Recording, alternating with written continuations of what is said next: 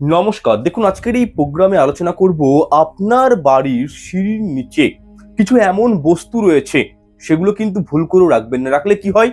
দরিদ্রতা যোগ জীবনে সৃষ্টি হয়। জীবন থেকে ক্যাশ ফ্লো বন্ধ হয়ে যায়। পরিবারে রোগ জ্বালা বৃদ্ধি পায়, সাংসারিক অশান্তি লক্ষণীয় হয় এবং অপচয় হিউজ পরিমাণে সংসারে বৃদ্ধি পায়। শুধু তাই নয়, এমন বাস্তুদোষ ক্রিয়েট হয় যার ফলে সাডেনলি ফিনান্সিয়াল ক্রাইসিস বা আপনি যেখানে জব করছেন, চাকরি করছেন, সেখানে ডাউনগ্রেড চলে আসে এবং দাম্পত্য জীবনে মারাত্মক রকম খারাপ প্রভাব পড়ে এবং অর্থ রোজগারের পথগুলো পর্যন্ত আস্তে আস্তে বন্ধ হয়ে যায়। দেখুন, বাস্তুশাস্ত্র মতে বাড়ির সিঁড়িঘরটা হচ্ছে একটা এমন প্লেস, একটা এমন জায়গা, তা থেকে বোঝা যায় যে ঘরে আপনার কিরকম আয় উন্নতি হতে পারে। তবে এই সিঁড়িঘরে বা সিঁড়ির উপরে এমন কয়েকটি জিনিস রয়েছে, সেগুলো রাখলে কিন্তু বড় ধরনের সমস্যায় পড়তে পারেন, অর্থহীন হয়ে যেতে পারেন। যাই হোক, কোন জিনিসগুলি সিঁড়ির নিচে রাখতে নেই সেটি জানার পূর্বে আমি দুটি কথা অবশ্যই বলে রাখবো। যারা হস্তবিচার প্রিমিয়াম কুষ্টি করাতে চাইছেন, হোয়াটসঅ্যাপ নাম্বার চ্যানেলে রয়েছে, যোগাযোগ করবেন। বাস্তুদোষ থাকলে বা নতুন ফ্ল্যাট কিনছেন, বাড়ি কিনছেন, বাস্তু করাতে চাইছেন, যোগাযোগ করতে পারেন। আচ্ছা, একটা বিষয়, প্রোগ্রামটি ভালো লাগলে লাইক কমেন্ট শেয়ার করতে ভুলবেন না। আপনাদের ফিডব্যাক ওপিনিয়নটা অবশ্যই লিখে জানাবেন। নেক্সট টপিক কি জানতে চান, কি শুনতে চান, সেটাও কিন্তু অবশ্যই বলবেন। আচ্ছা, এরপর আমি সরাসরি ভিডিওর মূল বিষয়ে যাচ্ছি। চ্যানেলটি অবশ্যই সাবস্ক্রাইব করে রাখবেন। নাম্বার 1, অনেকেই দেখবেন সিঁড়ির নিচে যে ফাঁকা জায়গা থাকে সেখানে রান্না করেন। এমনটা কিন্তু বাস্তুশাস্ত্র বলছে কখনোই করা উচিত নয়। শাস্ত্র মতে নিষেধ। সিঁড়ি ঘরের নিচে রান্না করলে কি হয় জানেন? পরিবারের মধ্যে নেগেটিভিটি গ্রো হয়।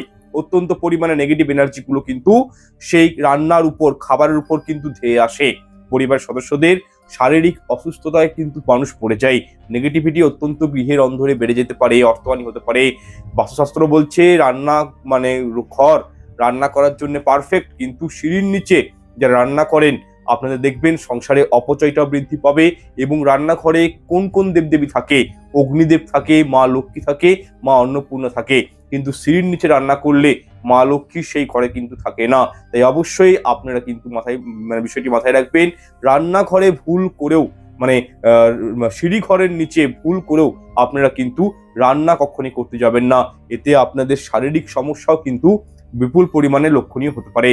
নাম্বার 2, বাড়ির সিঁড়ির নিচে বাথরুম তৈরি কখনোই করবেন না। দেখুন, বাস্তুশাস্ত্র প্রমাণ দেয় যে যাবতীয় নেগেটিভিটি বাথরুম থেকেই বেশি পরিমাণে এনার্জিটা ফ্লো হয়, নেগেটিভ এনার্জি ফ্লো হয়, গৃহের অন্দরে প্রবেশ করে। আর আপনি যদি সিঁড়ির নিচে বাথরুম করেন তাহলে কিন্তু যিনি ঘরের আয়কর্তা, যিনি রোজগার করছেন, তার কিন্তু রোজগারটা একেবারেই ডাউনফল হয়ে যাবে। শত চেষ্টা করেও অর্থনৈতিক উন্নতি করতে পারবেন না। আমাকে অনেকেই প্রশ্ন করেন যে স্যার, বাথরুম কোন দিকে করা উচিত? সেক্ষেত্রে আপনাদের সবার জন্য বলবো, নতুন বাড়ি করছেন বা নতুন একটি ফ্ল্যাট কিনতে যাচ্ছেন, প্রথমে দেখবেন বাথরুম কোথায় আপনাদের। তো বাথরুম সর্বদাই যেটা হচ্ছে আপনাদের উত্তর পশ্চিম কোণ রয়েছে, সেই উত্তর পশ্চিম কোণে আপনারা কিন্তু বাথরুম করতে পারেন। এটি সব থেকে আদর্শ জায়গা। নাম্বার 3, দেখুন, এমন অনেক পরিবারের মানুষজন রয়েছেন, আমি নিজে এরকম অনেক দেখেওছি মানুষকে, যারা সিঁড়ির নিচে ছোট্ট তক্তা পেতে রাখে, তক্তা বা যেগুলো ছোট সেই মাদুর পেতে ঘুমায়, যেগুলো ওই ছোট খাট যেগুলো থাকে সেগুলো কিন্তু রেখে দেয়। এটা কিন্তু কখনোই করবেন না। যারা দীর্ঘদিন সিঁড়ির নিচে তক্তার উপর, খাটের উপর বা মাদুর পেতে ঘুমায়, তাদের দেখবেন মানে ঘুম তো ভালো হয় না, নেগেটিভিটি আসে, তার সাথে রোগ জ্বালা বৃদ্ধি পায়। স্ট্রিক্টলি, ঠিক আছে, বারণ করা হয়েছে শাস্ত্র মতে যে সিঁড়ির নিচে কখনই তক্তা পেতে ঘুমাতে নেই বা খালিও ঘুমাতে নেই। নাম্বার 4, ওয়াশিং মেশিন, ফ্রিজ, জল তোলার motor pump, electric board, meter, এইরূপ জাতীয় যেসব ইলেকট্রনিক্স ইকুইপমেন্টগুলো হয় সেগুলোও কিন্তু সিঁড়ির নিচে অর্থাৎ সিঁড়ি ঘরে রাখতে নেই। এর ফলে কিন্তু পরিবারে বাস্তু দোষ ক্রিয়েট হতে পারে। দেখুন, আমি যে জিনিসগুলো নিষেধ করছি সেগুলো আমার নিজের বানানো কথা কিন্তু নয়, এগুলো হচ্ছে বৃহৎ বাস্তুশাস্ত্রের নিয়ম। আপনারা যদি বাস্তু মেনে চলেন, ইন ফিউচারটা আপনাদের ভালো হবে, আপনাদের জীবনে অগ্রগতি আসবে, উন্নতি আসবে, সমৃদ্ধি আসবে। সুতরাং অবশ্যই মাথায় রাখবেন, সিঁড়ির নিচে অনেকে আজও, বিশেষ করে গ্রাম বাংলার মানুষেরা কিছু রয়েছে, তারা কিন্তু কিছু ইলেকট্রিকের পার্টস রেখে দেয়। তারা অনেক সময় ওখানে রান্না করে, অনেক সময় ঘুমিয়ে পড়েন। এটা কিন্তু উচিত নয়, কখনো রাখতে নেই। এছাড়াও সিঁড়ি ঘরে বসে কখনোই কিন্তু কোনো প্রকারের খাদ্য আহার পর্যন্ত গ্রহণ করতে নেই। বিষয়টা মাথায় রাখবেন, সিঁড়ি ঘরে কিন্তু কখনোই বসে খাবার গ্রহণ করতে নেই। নাম্বার 5, অনেকেই দেখবেন ঘরে জায়গা কম থাকে বলে সিঁড়ি ঘরের ঠিক তলাতে ছোট্ট করে ঠাকুর ঘর তৈরি করে দেন। এমনটা করবেন না, এটা অত্যন্ত একটি অশুভ কাজ। কারণ দেবদেবী, ভগবান, ঠাকুর এরা কিন্তু আমাদের মাথার উপরে থাকে। আপনারা সিঁড়ি দিয়ে উঠে যাচ্ছেন, আপনাদের পায়ের আওয়াজে অত্যন্ত দেবদেবীরা বিরক্ত হতে পারেন। তারা শাস্ত্র মতে এটি কিন্তু পাপ কর্ম। ঠিক আছে, ঠাকুর ঘর থেকে অলওয়েজ দেখবেন পজিটিভ এনার্জি ফ্লো হয়, সেটা কিন্তু বন্ধ হয়ে যাবে যদি ঘরের সিঁড়ি ঘরের নিচে ঠাকুর ঘর করেন। তার পরিবর্তে নেগেটিভ এনার্জি ঘরের মধ্যে স্প্রেড করে, ফলে বুঝতেই পারছেন কত রকম সমস্যায় পড়তে পারেন। তাই কখনোই ঠাকুর ঘর সিঁড়ির নিচে করবেন না। ঠাকুর ঘর যদি করতেই হয় তাহলে বলবো উত্তর পূর্ব কোণে ঠাকুর ঘর স্থাপন করবেন। নাম্বার 6, সিঁড়ি ঘরের নিচে থাকা বালতি বা কোনো জলভর্তি বালতি, কোনো পাত্র রাখাও কিন্তু চলে না। জীবন থেকে সুখ শান্তিগুলো হারিয়ে যায়। পরিবারে সবসময় দুঃখ, কষ্ট, দরিদ্রতা লেগেই থাকে, এমনটাই বৃহৎ শাস্ত্রে নির্দেশ দেওয়া হয়েছে। বিষয়টি মাথায় রাখবেন। অনেকেই দেখবেন জলের পাত্র, গামলা, টব এগুলো কিন্তু সিঁড়ি ঘরের তলায় রেখে দেয়। অনেকেই দেখবেন আবার পোষা কুকুর, ঠিক আছে, সিঁড়ি ঘরের তলায় রাখেন। তো সিঁড়ি ঘরের তলায় কখনোই পোষা কুকুরকে খাবার খাওয়ানো উচিত নয়, পোষা কুকুর রাখা উচিত নয়, এবং কি জলভর্তি কোনো পাত্র সিঁড়ি ঘরের তলায় কিন্তু রাখা উচিত নয়। যাই হোক, এতক্ষণ আপনাদেরকে আমি বুঝালাম যে সিঁড়ি ঘরের নিচে কোন জিনিসগুলো রাখতে নেই।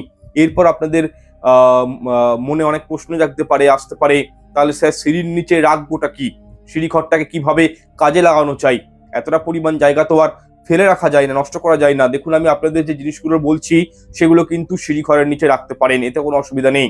নাম্বার 1, সিঁড়ি ঘরের নিচে আপনারা যে কোনো প্রকারের 2 চাকা গাড়ি রাখতে পারেন, যেমন স্কুটার, মোটরসাইকেল। যদি বা ঘরের সিঁড়ি ঘরে পর্যাপ্ত জায়গা থাকে, আপনারা কিন্তু জায়গাটাকে ইউজ করতে পারেন। নিজেদের পার্সোনাল 4 চাকাও কিন্তু রাখতে পারেন, সাইকেল রাখতে পারেন, অসুবিধা নেই। দ্বিতীয়ত কি রাখবেন, সিঁড়ি ঘরের নিচে জুতো চপ্পল খুলে রাখতে পারেন, ঠিক আছে, এতে খুব একটা দোষ হয় না। তবে হ্যাঁ, ওপেন ভাবে জুতো চপ্পল আবার সিঁড়ি ঘরে রাখতে নেই। শু র্যাক কিনবেন, জুতো রাখার র্যাক কিনবেন, সেই র্যাকের মধ্যে জুতো চপ্পল রাখতে পারেন, তাতে অসুবিধা নেই। তৃতীয়ত, আপনারা সিঁড়ি ঘরের নিচে ঝাঁটা, ঝাড়ু বা দৈনন্দিন জীবনে যেগুলো কাজে লাগে সেরকম কোনো পেন্টিং রাখতে পারেন।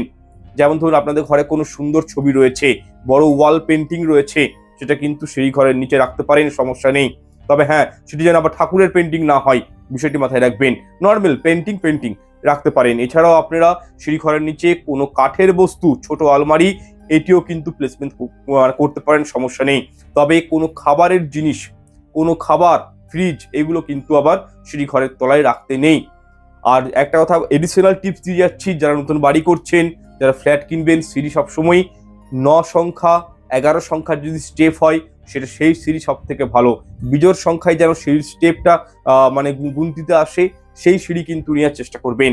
যাই হোক, বিষয়টা বুঝতে পেরেছেন। তো আজকের প্রোগ্রামটা আমি এখানে শেষ করব, দীর্ঘায়িত করবো না। যদি এই বিষয়ে আপনাদের কোনো প্রশ্ন মতামত থাকে, অবশ্যই কমেন্ট সেকশনে কমেন্ট করে জানাবেন, আমি প্রত্যেকের উত্তর দিয়ে থাকি। যদি কোনো কারণে উত্তর দিতে দেরি হয়, আপনাদের কিন্তু নাম্বার দেওয়া আছে, হোয়াটসঅ্যাপ নাম্বার আমার, সেই হোয়াটসঅ্যাপ নাম্বার ডেসক্রিপশন বক্স থেকে পেয়ে যাবেন, ভিডিওর মধ্যেও পেয়ে যাবেন। সেখানে আপনারা ফোন করবেন না, মেসেজ করবেন। যারা অনলাইন বুকিং করতে চান তাদের জন্যই কিন্তু ফোন অ্যাভেলেবেল, তারা ফোন করে জানতে পারেন, প্রিমিয়াম কুষ্টি হোক, হস্তবিচার হোক বা বাস্তুবিচার। কিন্তু যারা কোনো ভিডিও কোয়ারিজ করবেন তাদেরকে আমি পুনরায় অনুরোধ করছি, আপনারা কিন্তু ফোন নাম্বারে ফোন করবেন না, মেসেজ করে ছেড়ে দিবেন। আমি রাত্রি 8টার পর মেসেজ দেখি এবং সেই রিগার্ডিংস আপনাদেরকে উত্তর দিয়ে দেওয়া হবে। যাই হোক, আজকের প্রোগ্রামটা আমি এখানে শেষ করলাম। দেখা হচ্ছে পরের অনুষ্ঠানে। ঈশ্বর আপনাদের মঙ্গল করুক। নমস্কার, ধন্যবাদ।